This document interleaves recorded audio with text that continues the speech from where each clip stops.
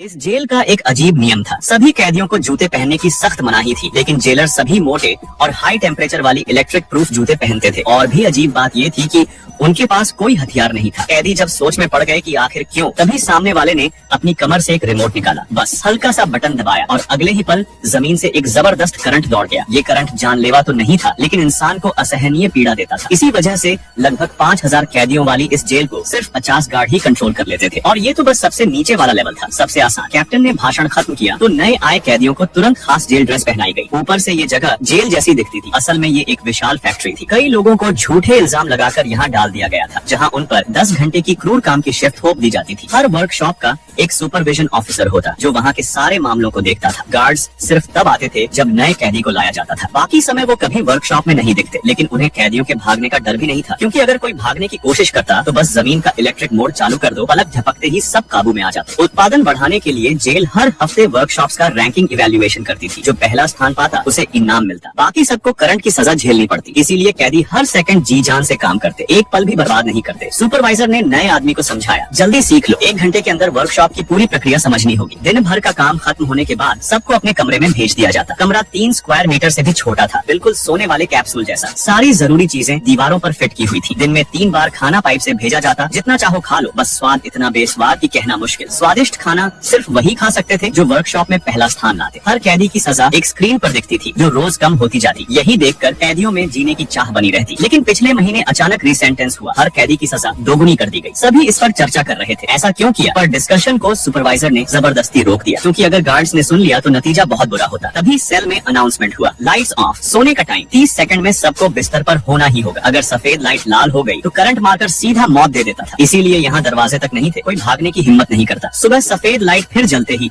सारे कैदी वर्कशॉप पहुँच जाते। ये जेल कुल 7 लेवल में बनी थी, समंदर के ऊपर। ऐसी जेलें कई और भी थी, हर लेवल पूरी तरह अलग थलग था। अगर कैदी दूसरे लेवल से बात करना चाहते तो उन्हें साइन लैंग्वेज का सहारा लेना पड़ता। नया आया आदमी समझ नहीं पा रहा था कि वो क्या कह रहे हैं, इसलिए मजबूर होकर लगातार काम ही करता रहा। धीरे धीरे उसने भी प्रोडक्शन प्रोसेस सीख लिया। सुपरवाइजर लगातार सबको दबाव डाल रहा था, इस बार हम पहला स्थान ला सकते हैं। बस इवैल्यूएशन में 1 दिन बाकी था कि अचानक अनहोनी हो गई। एक कैदी ने जुल्म भरी जिंदगी से तंग आकर आत्महत्या कर ली। किसी को उसकी मौत से फर्क नहीं पड़ा, सब बस इस बात की चिंता कर रहे थे कि अब एक आदमी कम हो गया, इससे प्रोडक्शन स्लो हो जाएगा, पहला स्थान मिलना मुश्किल होगा, मतलब करंट की सजा। क्योंकि टेबल 3 अभी चौथे स्थान पर गिर चुका था, इसलिए सब फिर से पागलों की तरह काम में लग गए। लेकिन वो आदमी, नया कैदी, चुप नहीं बैठा। शुरू से ही उसने भागने का रास्ता ढूंढना शुरू कर दिया। हर बार टॉयलेट जाते समय वो पाइप को आरी से काटने की कोशिश करता। लेकिन कुछ ही देर बाद अनाउंसमेंट हो गया, नए कैदी आए हैं। वो तुरंत सब ठीक करके वर्कशॉप लौट गया। गार्ड्स ने नए कैदी लाकर उसे एक बड़ी गलती दिखा दी। उसने गौर किया कि गार्ड्स जब प्लेटफॉर्म से आते हैं तो उन्होंने इलेक्ट्रिक प्रूफ जूते नहीं पहने होते, फिर भी करंट का असर नहीं होता, मतलब वो प्लेटफॉर्म बिजली से जुड़ा ही नहीं है। यही उसे प्लान समझ आया, गार्ड को प्लेटफॉर्म पर ही खत्म कर दो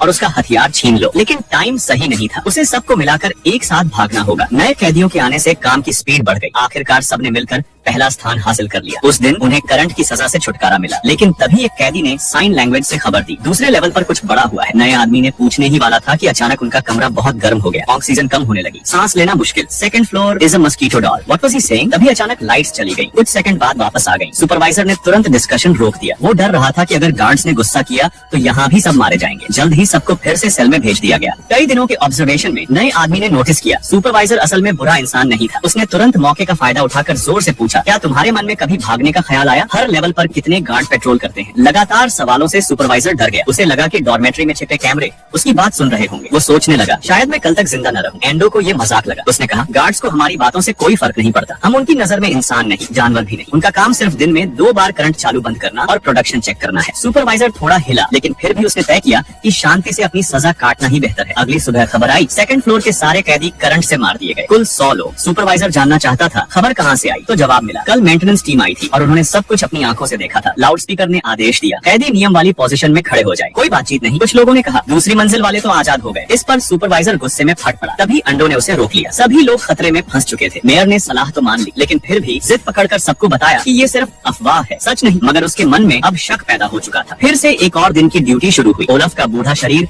अब साथ नहीं दे रहा था। निर्धारित पोजीशन में खड़े होते ही वह लगभग बेहोश हो गया। लोगों ने उसे संभाला, लेकिन पूरे शिफ्ट के दौरान वह ठीक नहीं हो पाया। आया। मेयर यह देखकर बहुत चिंतित हो गया। कभी ओलफ ने उसकी बहुत मदद की थी, इसलिए उसने तुरंत डॉक्टर को बुलाने का आदेश दिया और ओलफ को हिम्मत बंधाई कि बस थोड़ा और सह लो, अब तो सिर्फ 40 शिफ्ट्स बची हैं और फिर वह रिहा हो जाएगा। गार्ड डॉक्टर को लेकर आया। पैसे बचाने के लिए यहाँ डॉक्टर भी एक कैदी ही था। मेयर और डॉक्टर पुराने दोस्त थे। आखिरकार वे डॉर्मेट्री पहुंचे। उम्मीद थी कि वह कुछ कर पाएगा। ओलफ ने 14 साल की सजा काट ली थी। अब बस 40 शिफ्ट बाकी थे और वह आजाद हो जाता, लेकिन अब बहुत देर हो चुकी थी। ओलफ को बड़ा स्ट्रोक पड़ा था। डॉक्टर भी उसे नहीं बचा सका। अपने गुरु जैसे इंसान को देखते हुए मेयर बहुत दुखी हुआ। उसने एक इंजेक्शन निकाला जो शांति से मौत दिला देता था, क्योंकि फ्रूट कैरियर रास्ते में ही था। डॉक्टर को नहीं लगा कि बूढ़े की मौत दुखद है, कम से कम उसे शांति मिली। उसने कहा, एक हफ्ते बाद बाकी लोग इसी मौत की दुआ करेंगे। एंडोर यह बात नहीं समझा और डॉक्टर से पूछा कि आखिर दूसरी लेवल पर हुआ क्या था। डॉक्टर ने चेतावनी दी कि जो नहीं पूछना चाहिए मत पूछो। इंजेक्शन लगने के बाद ओलफ ने जेल में ही अपनी जिंदगी खत्म कर दी। मेयर अब चुप नहीं रहा। उसने भी पूछ लिया कि असल में दूसरी लेवल पर क्या हुआ। डॉक्टर ने फ्रूट कैरियर को जल्दी करने को कहा और गार्ड्स को बाहर भेज दिया। असल में जेल से गलती हुई थी। एक आदमी को जो चौथी लेवल से रिहा किया गया था, अगले ही दिन उसे दूसरी लेवल पर काम के लिए भेज दिया गया। जब ये खबर फैली तो गार्ड्स ने पूरी दूसरी लेवल के सभी कैदियों को बिजली से मार डाला। इसका मतलब साफ था, असल में कोई रिहाई नहीं थी। जिन्हें रिहा किया जाता उन्हें बस दूसरी जेल भेज दिया जाता था, जब तक कि वे किसी फैक्ट्री लाइन में ही मर न जाएं। फ्रूट कैरियर दरवाजे तक पहुंच चुका था। बातचीत यही खत्म करनी पड़ी। वापसी में एंडोर ने फिर पूछा, हर लेवल पर कितने गार्ड्स होते हैं? मेयर ने सच बता दिया, 5 से भी कम। यानी उसके मन में भी विद्रोह की चिंगारी थी और ने सुझाव दिया कि कल ही कार्रवाई करनी होगी। उस समय गार्ड्स नए कैदी लाएंगे जो ओलाफ की जगह लेंगे। मेयर ने उसे पागल कहा, मगर यही एक मौका था। गार्ड्स ने 100 लोगों को मार डाला था, सोचकर कि खबर दब जाएगी, लेकिन खबर छुप नहीं सकती। जब 5000 कैदियों को पता चल जाएगा कि वे कभी रिहा नहीं होंगे, तो गार्ड्स को असली विद्रोह का डर होगा। फिर एम्पायर और ज्यादा सैनिक भेजेगा। डॉर्मेट्री लौटकर सबने ओलफ की मौत का कारण पूछा। मेयर की मानसिक दीवार टूट गई। लोगों के दबाव में उसने सच उगल दिया। वह चिल्लाया, कोई भी यहाँ से जिंदा बाहर नहीं जाएगा। दूसरी लेवल के लोगों की मौत की अफवाह सच थी। जिन्हें रिहाई मिलती है वे या तो यहीं मरते हैं या अगली जेल। अगले दिन शिफ्ट का समय आ गया। मेयर ने सोच विचार के बाद ठान लिया, अब अगर जिंदा बचना है तो विद्रोह ही रास्ता है। सबने ऐसे दिखाया जैसे सामान्य दिन है। गार्ड्स नए कैदी ला रहे थे। योजना के मुताबिक सबने तय किया, आज चाहे कुछ भी हो निकलना ही है। उन्होंने लोहे की रॉड निकालकर लिफ्ट रोकने की तैयारी की। बाथरूम में जाकर पाइप काटे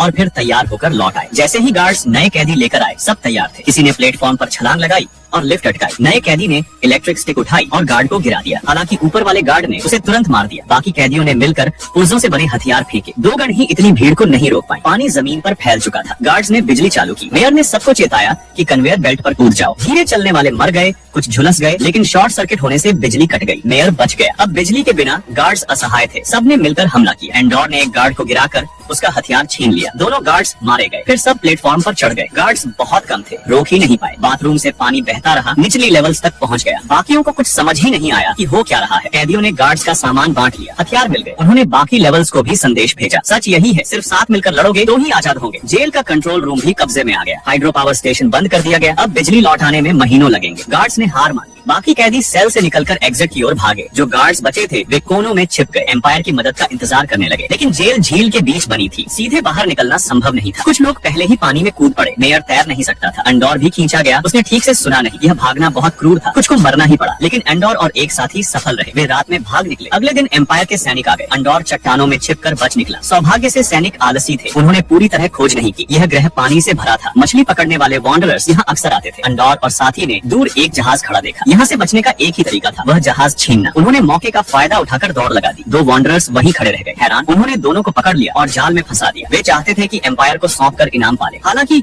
वे एम्पायर से नफरत करते थे, क्योंकि उन्होंने पानी को गंदा कर दिया था। फिर भी सोचा कि इनाम से उनका मछली पकड़ने का खर्चा निकल आएगा। बातों बातों में उन्होंने समझा कि एम्पायर की वजह से नुकसान कहीं ज्यादा है। फिर उन्होंने एम्पायर को गाली दी और तय किया कि इनाम नहीं चाहिए। उन्होंने जाल खोल दिया। उनकी मदद से एंडोर और साथी उस पुराने जहाज में सवार हुए। जहाज डगमगाता हुआ उड़ गया। एंडोर को लगा कि यह योजना असफल थी। शायद बाकी कैदी बच नहीं पाए। इसलिए उन्होंने तय किया कि वे अलग अलग रास्तों से जाएंगे, ताकि पूरी गैलेक्सी को जेल ग्रह की सच्चाई बता सकें।